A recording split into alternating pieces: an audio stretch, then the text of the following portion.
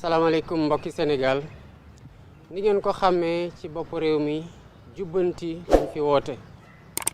jubbanti ci jikko yi jubbanti ci yorin wi waaye jubbanti tamit ci dëkkuwaay gi ñu fas yéene ci ànd ak sénégalais yi te gëm ne lu ñuy def ñoom lañ koy bokk defandoo ko ndax kenn rek doyul pour soppi lu fi nekk. benn bés ci weeru juin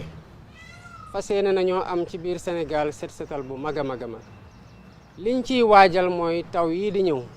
te ren gi ñu xaar ay taw yu bare ñu xalaat inondation yoo xam ne xëy na jotaguñ fi def liggéey gu tax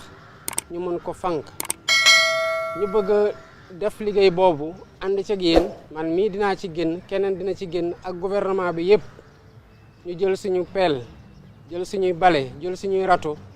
dem def lu ñuy wax curage canaux yi caniveaux yi maanaam fi nga xamante ne foofu la ndox mi di jaar ñu defar ko ba du fat bu ndox mi bu ñëwee dina mën a jaar dem yoonam waaye ci bés buñ ko nar a def tamit bu ngeen seetloo dañ koy def ba pare tabaski ñëw nañu xalaat ne saa yu ñu tilamalee ci lu mënta ñàkk ñu setalaat ko lii nag ñu ngi leen ciy woo yéen ñëpp sénégalais bu mu mën di nekk ak fu mu mën di nekk samedi 1er juin na nga ñëw ñu fekkante ci terrain bi te bu kenn xeeb boppam ci matériel bu muy yore pour setal koñam waaye di ngeen ñu gis sur le terrain ñu nekk seen wét